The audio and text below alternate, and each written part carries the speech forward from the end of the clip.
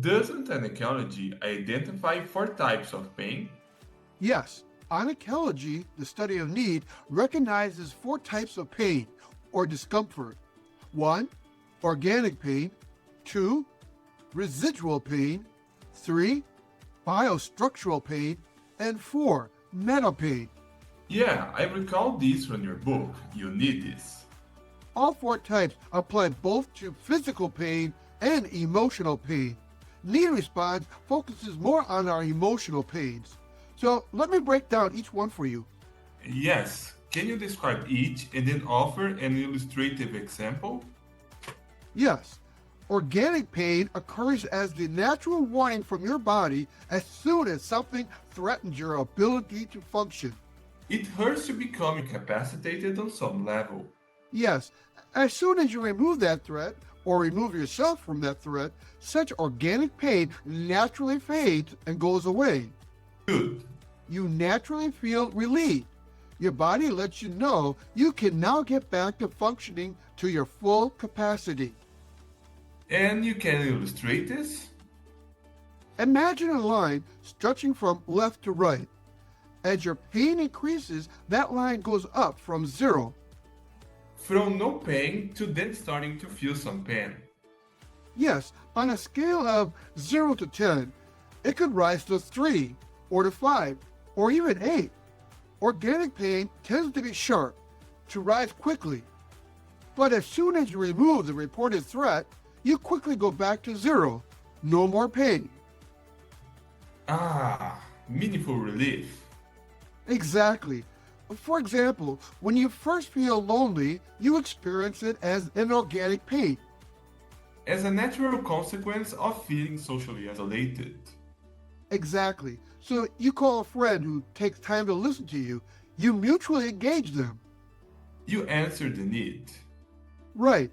As you remove the threat of isolation so you can function better, your feelings of loneliness naturally go away.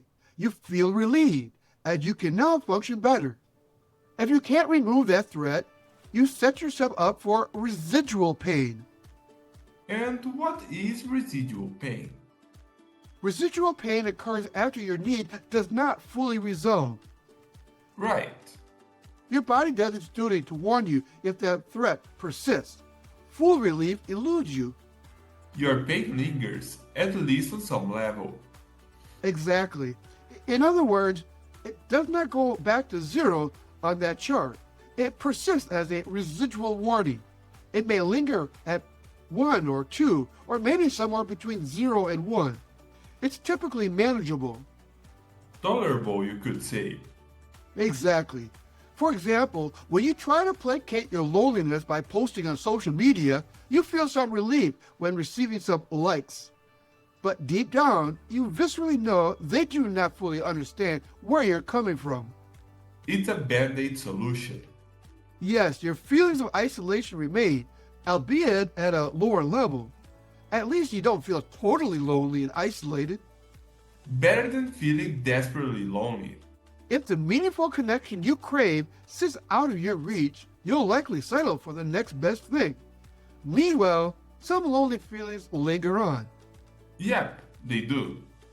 By the way, one common reason we feel residual pain is from partially easing our needs. Like social media likes to placate those feelings of isolation.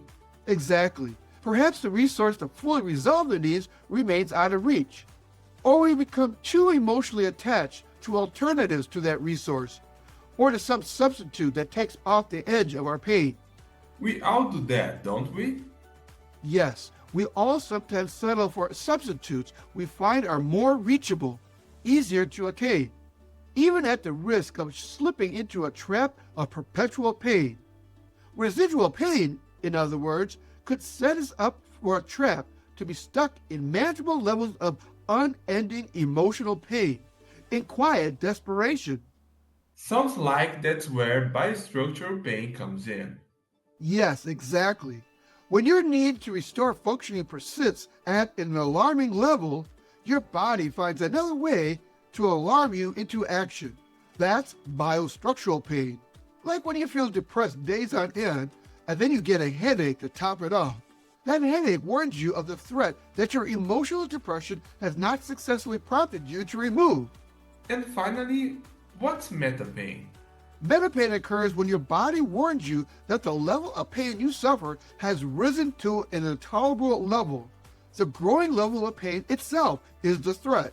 Right. The pain, whether physical or emotional or both, becomes a threat to your capacity to fully function. So your body warns you with more of what you likely rather avoid. Nature's irony? For example, when you feel so overwhelmed by your emotional pain of mounting anxiety that you also feel anxious about the fear itself. Yeah, I've been. I suspect we all have. By the way, you could be experiencing all 4 types of pain at the same time, while other times you feel no pain at all.